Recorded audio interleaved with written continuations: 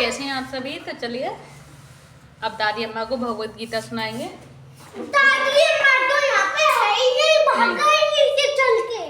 ऐसे नहीं बोलते बेटा, गंदी बात है। आ गई दादी। दादी अम्मा फट भी दे मनु परेशान मत करो। मैं रख क्या थी अम्मा, मैं रख क्या थी, क्यों ये रखने की? मनु मैं यहाँ पर बैठा था। चलिए बच्चों बिल्कुल शांत, उदम नहीं झगड़ा नहीं। चलिए अब सुनाते हैं। मम्मा कल 21, 22, 23, 24 सुनाएगा। बेटा देखो फोन नहीं देखो कहाँ पे रखा है।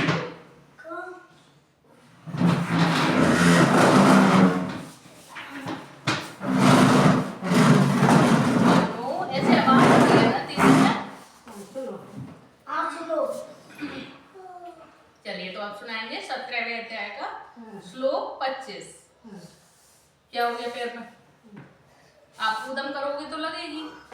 चलो उदम नहीं करो। हरे कृष्णा हरे कृष्णा कृष्णा कृष्णा हरे हरे। ठीक से हरे राम दादी अम्मा तो राम राम राम दादी अम्मा हरे जय श्री कृष्ण चैतन्य प्रभु नित्यानंद श्री अद्वैत गदाधर श्रीवासादि गौर भक्तवृंद। चल अब शुरू करते हैं 17वें अध्याय का यस श्लोक 25। तदित्यनभिसन्धाय फलं यज्ञतपक्रिया तानि क्रियाश्च विविधा क्रियन्ते मोक्षकाण्डविच्छिभ्य। मनुष्य को चाहिए कि कर्म फल की इच्छा किए बिना विविध प्रकार के यज्ञ तप तथा दान को तत्शब्द कहकर संपन्न करे। ऐसी दिव्य क्रियाओं का उद्देश्य भव बंधन से मुक्त होना है। इसका तात्पर्य कन्नू देखो मैंने कहा क्या करूं? इधर ही कर लो जब कह रही है तो दादी अम्मा। चलिए तात्पर्य आध्यात्मिक पद तक उठने के लिए मनुष्य को चाहिए 26 वाला स्टार्ट हो गया? नहीं चाहिए कि किसी लाभ के निमित्त कर्म न करे। सारे कार्य भगवान के परम धाम वापस जाने के उद्देश्य से किए जाएं, जो चरम उपलब्धि है।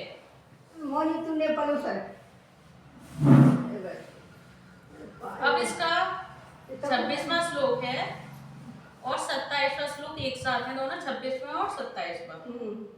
सद्भावे साधुभावे च सदित्येत प्रयुज्यते प्रशस्ते कर्मणि तथा सच्छब्दः पार्थयुज्यते। यज्ञे तपसि दाने च स्थितिः सदिति चोच्यते कर्म चैव तदर्थीयं सदित्येवाभिधीयते। इसका अर्थ है कि परम सत्य भक्तिमय यज्ञ का लक्ष्य है और उसे सत्य शब्द से अभिहित किया जाता है। हे प्रतापुत्र ऐसे यज्ञ का संपन्न करता भी सत्य कहलाता है। जिस प्रकार यज्ञ तप तथा दान के सारे कर्म भी जो परम पुरुष को प्रसन्न करने के लिए संपन्न किए जाते हैं सत्य है। इसका तात्पर्य है कि प्रशस्ते कर्मणि अर्थात नियति कर्तव्य सूचित करते हैं कि वैदिक साहित्य में ऐसी कई क्रियाएं निर्धारित हैं जो गर्भाधान से लेकर मृत्यु तक संस्कार के रूप में हैं। ऐसे संस्कार जीव की चरम मुक्ति के लिए होते हैं और ऐसी सारी क्रियाओं के समय ओम तत् सत उच्चारण करने की संस्कृति की जाती है। और सद्भाव तथा साधुभाव आध्यात्मिक स्थिति के सूचक हैं। कृष्ण भावनामृत में कर्म करना सत्य है और जो व्यक्ति कृष्ण भावनामृत के कार्यों के प्रति सचेत रहता है वह साधु कहलाता है। और श्रीमद् भागवत में कहा गया है कि भक्तों की संगति से आध्यात्मिक विषय स्पष्ट हो जाता है। इसके लिए सताम प्रसंगात शब्द व्यवहृत हुए हैं और बिना सत्संग के दिव्य ज्ञान उपलब्ध नहीं हो पाता। किसी को दीक्षित करते समय या यज्ञोपवीत धारण कराते समय ओम सत तत् शब्द का उच्चारण किया जाता है। इसी प्रकार सभी प्रकार के यज्ञ करते समय ओम तत्सत यह ब्रह्म की चरम लक्ष्य होता है। तदर्थीयम शब्द ब्रह्म का प्रतिनिधित्व करने वाले किसी भी कार्य में सेवा करने का सूचक है, जिसमें भगवान के मंदिर में भोजन पकाना तथा सहायता करने जैसी सेवाएं या भगवान के यश का प्रयास, यश का प्रसार करने वाला अन्य कोई भी कार्य सम्मिलित है। इस तरह ओम तत्सत शब्द समस्त कार्यों को पूरा करने के लिए कई प्रकार से प्रयुक्त किए जाते हैं। तो ये रहा 26 और 27वें श्लोक का अर्थ। अब सुनाऊंगी मैं 28वां श्लोक 17वें अध्याय का। तो अश्रद्धया हुतम दत्तम तपस्तम कृतम च यत् असदित्युच्यते पार्थ न च तत्प्रेत्य नो इह। तो इसका अर्थ है कि हे पार्थ, श्रद्धा के बिना यज्ञ, दान या तप के रूप में जो भी किया जाता है वह नश्वर है, वह असत कहलाता है और इस जन्म तथा अगले जन्म दोनों में ही व्यर्थ जाता है। इसका अर्थ है, इसका तात्पर्य है कि चाहे यज्ञ हो, दान हो या तप हो, बिना आध्यात्मिक लक्ष्य के व्यर्थ रहता है। अतएव इस श्लोक में यह घोषित किया गया है कि ऐसे कार्य कुत्सित हैं। प्रत्येक कार्य कृष्ण भावनामृत में रहकर ब्रह्म के लिए किया जाना चाहिए और संपूर्ण वैदिक साहित्य में भगवान में श्रद्धा की संस्तुति की गई है। ऐसी श्रद्धा तथा समुचित मार्गदर्शन के बिना कोई फल नहीं मिल सकता। समस्त वैदिक आदेशों के पालन का चरम लक्ष्य कृष्ण को जानना है और इस सिद्धांत का पालन किए बिना कोई सफल नहीं हो सकता। इसीलिए सर्वश्रेष्ठ मार्ग यही है कि मनुष्य प्रारंभ से ही किसी प्रामाणिक गुरु के मार्गदर्शन में कृष्ण भावनामृत में कार्य करे।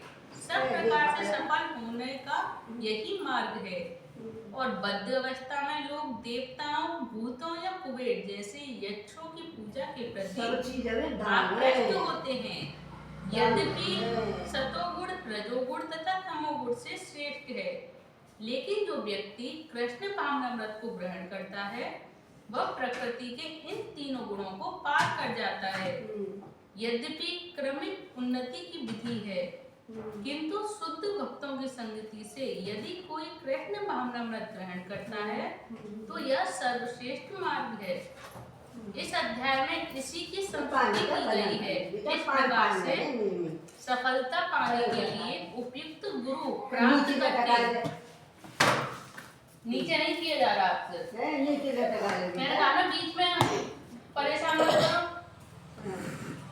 उपयुक्त गुरु प्राप्त करके उसके निर्देशन में प्रशिक्षण प्राप्त करना चाहिए। ये किसका बैग है? तभी ब्रह्म में श्रद्धा हो सकती है। जब कालक्रम से यह श्रद्धा परिपक्व होती है तो इसे ईश्वर प्रेम कहते हैं और यही प्रेम समस्त जीवों का चरम लक्ष्य है। अतएव मनुष्य को चाहिए कि सीधे कृष्ण भावनामृत ग्रहण करे। इस 17वें अध्याय का यही संदेश है। इस प्रकार श्रीमद् भागवत गीता के 17वें अध्याय श्रद्धा के विभाग का भक्ति वेदांत तात्पर्य पूर्ण हुआ। तो आज ये 17वां अध्याय पूरा कंप्लीट हो गया। कल से 18वां अध्याय शुरू होगा। जय श्री कृष्ण चैतन्य प्रभु नित्यानंद, श्री अद्वैत गदाधर शिवासादि गौर भक्ति वृंद। हरे कृष्ण कृष्ण कृष्ण हरे हरे, हरे राम राम राम हरे हरे। तो देखिए आज 17वां अध्याय कंप्लीट हो चुका है। कल से 18वां अध्याय कहानी सुनाओ। आज 17वें अध्याय के 4 श्लोक आज भी हो चुके, 25, 26, 27 और 28। बिना पुण्य सब में देखेगा, पुण्य लिखे हो, सब में पुण्य है, हम लिखे हो है कि पुण्य करो। बिना पुण्य बना हो बद्धभूत होगा। हे भगवान, और गुरु की भी है, गुरु बनाना जरूरी होता है। गुरु की भी है, गुरु बनाना जरूरी होता है। गुरु तो फिर बनाए, पर गुरु का वो एक पोता बाकी आज्ञा करे आए और कम जाए कि ना। गुरु तो बनाए। कहानी सुनाओ। आज की ये पूरा हो गया। कहानी सुनाओ। एक राजा और राजा, हाँ बाकी 3 रानी, हाँ। तो तीनों ने की संतान लाई। चलो आप सुनाओ। तीनों की संतान नहीं थी। सुना सुनी हाँ सुन नहीं सुना। तीनों की संतान ही नहीं थी। तीनों में संतान है। हाँ तो अब गए राजा गए शिकार के लिए, तो भंगे ने हते कहा है घर गया। हाँ तो बोले अरे क्या राजा पर को मेरे तब अगर आज मुझे रोटी न मिली, राजा अगर पर को अगार मतलब रोटी तो जाएगी, क्या मम्मा? आगे या नहीं? यदि तो अगर पर को जैसे अब राजा जा रहा है, वो बाकी अगर भंगी ने पड़ गई, भंगी ने के अगर पर को राजा भंगे जा रही काज बोली राजा आज तो भंगे भैगो भंगी आज राजा तो पड़ेगा तो वो रोटी न मिली। राजा माई बड़ी गलती करके आया, बोलो रानी के हाँ के मोरे को पड़ा मारे के चुप के हम तो निकल के जाए के चुप के तीनों रानी ने के हमारे संतान ना होते और जाति की भंगिनियाँ होते जो कह गई के लिपित दिए और ज़्यादातर बाला बनाए और जो मेरे वाला परिवार में रोटी न मिली। अच्छा अब जब गई आई जब रानी बोली मेरी सास हो झूठी हो कह दो कि तेरी छोटी रानी के घर पर तो सुन नहीं मानी सुन नहीं अम्मा सुनाओ। कि छोटी रानी के घर पर से आई कि अच्छा बोले तीनों ने सलाह मिलाई कि राजा साहब हाँ तो तुम क्यों जाओगे कि क्यों कि तेरी छोटी रानी के तो घर में 4-5 महीना है तो रानी हम काय भी जाएंगे, कुछ बालक रह जाएगा तो हम काय भी जाएंगे। हो तो बेटा हो तो वो अगर आगे पूरे जैसे 9 महीना है गए तो झूठे को रानी ने कहते कि राजा साहब हाँ कितना लड़का भाई लड़का तो बढ़िया। अरे तो राजा ने खूब दरब लुटाई, जैसे गुरु बांटो तक आए ऐसे माने खूब दरब लुटाई कि हमारे लड़का बोले रानी कहाँ कि तुम हमें ने का दिखा दे ना, दिखाएंगे ना तुम्हें गुरु गाय भारी है, तुम्हें देख लेगो तो तुम मर जाओगे, वो देख लेगो तो वो मर जाए। चाहे राजे जैसे करो रही आई तो एक गलगलिया पकड़ लई माने पकड़ लई तो गलगलिया आगे पंसुरी बांध गई तो जब तक के राजा साहब हाँ देख बेटा लड़का भीतर दूर भागे ना गई कि हाँ तो भागे जैसे रानी बोली एक रानी हाँ क्या हमें दिखाओगी ना गला क्या जितना पूरा बदल तक आए ऐसे करोगे ना बिल्कुल नहीं ना, तुम्हें देखा वही ना बड़ो है जाए वो जो देखे चलो ठीक है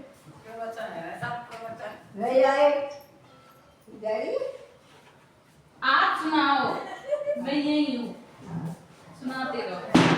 तो जट रह जाए और जट हो तो वो ऐसा है वो कि सुव्यवस्था को सुव्यवस्था है किसको? हाँ छोड़ वैसी गलगलिया पाल ही छोड़ा ना गलगलिया मतलब? तो बोले थे अभी उसने गलगलिया मतलब? मुझे नहीं पता बेटा, अम्मा को पता है। होते गलगलिया क्या होती है? गलगलिया मतलब?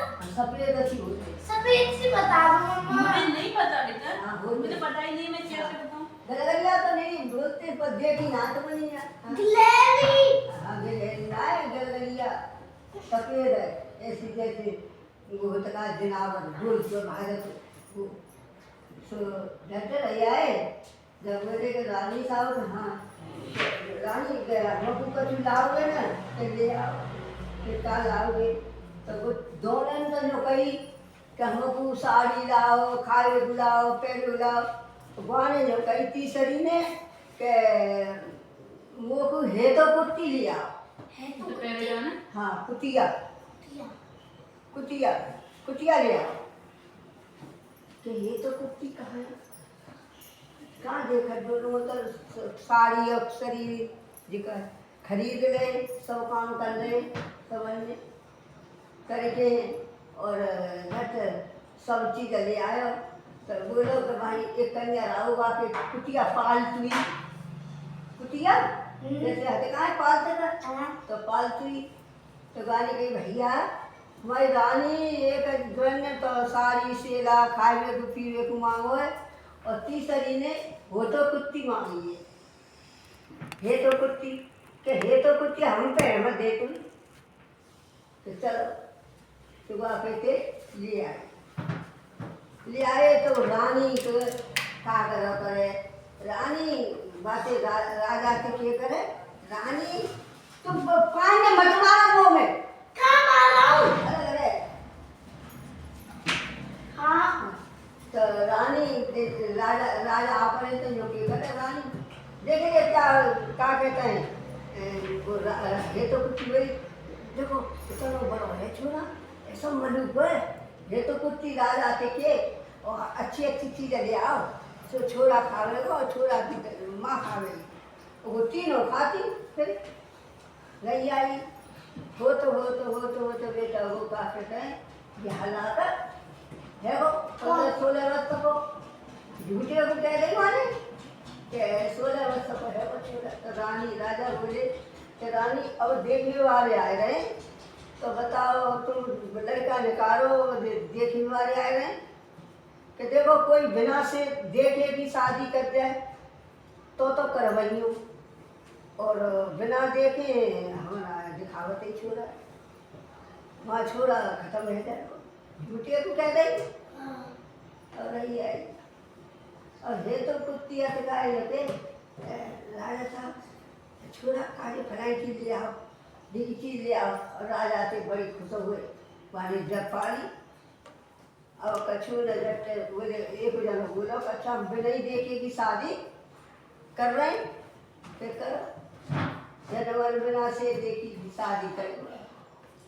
और कछू न जाए के राजा साहब बोले कि अब तो निकाल होगी लड़का है कि देखो फौज पंचने लेके और तुम जाओ और हमें एक जीप दे जाओ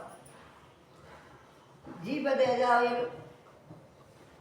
सुबह में हम बैठा के और ये तो कुत्ती संग आ गई। राजा साहब फौज पलटने लेके अब चले गए। और जीप में कछू ना क्या? जीप रीति ले गई हाथ तो कुत्ती चल गई अगार अगार और जीप ले गई।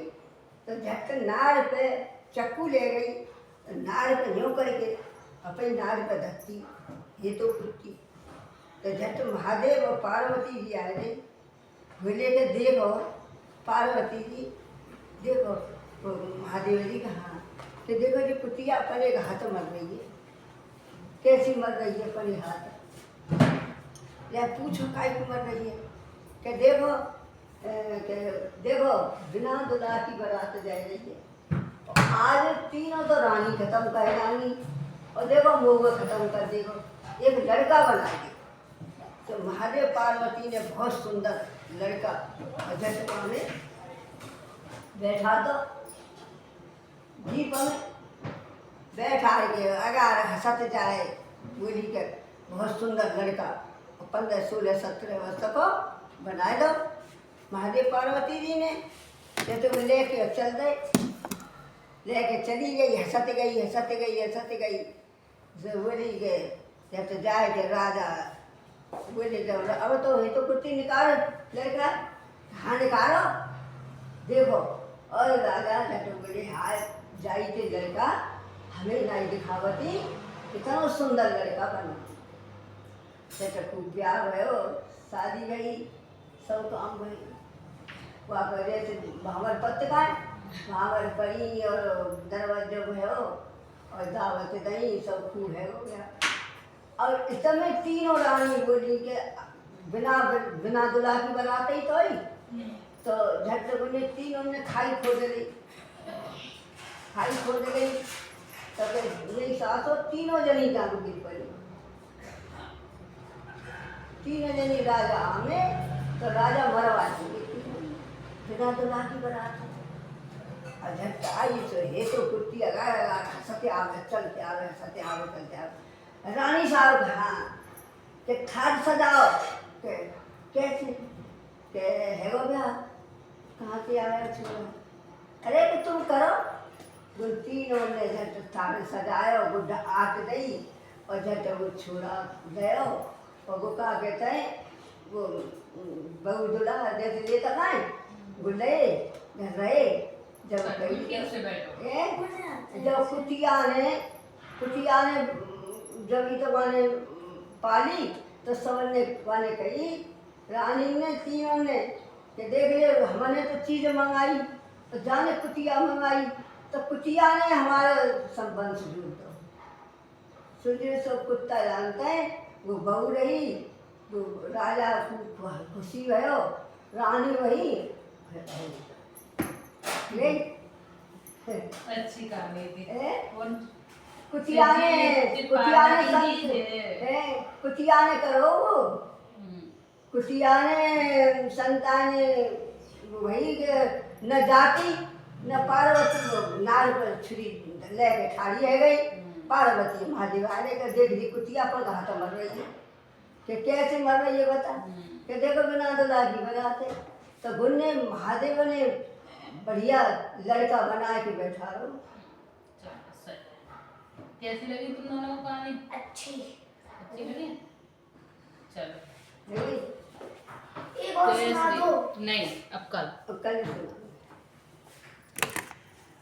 चलिए आप सभी को भी भगवत गीता और जो दादी अम्मा ने कथा सुनाई वो आप सभी को भी कैसी लगी प्लीज़ मुझे कथा कहानी जो भी कह दो वो आप सभी को भी कैसी लगी प्लीज़ मुझे कमेंट बॉक्स में ज़रूर बताइएगा। अच्छी लगी हो तो प्लीज़ वीडियो को लाइक कर दें चैनल को सब्सक्राइब करें।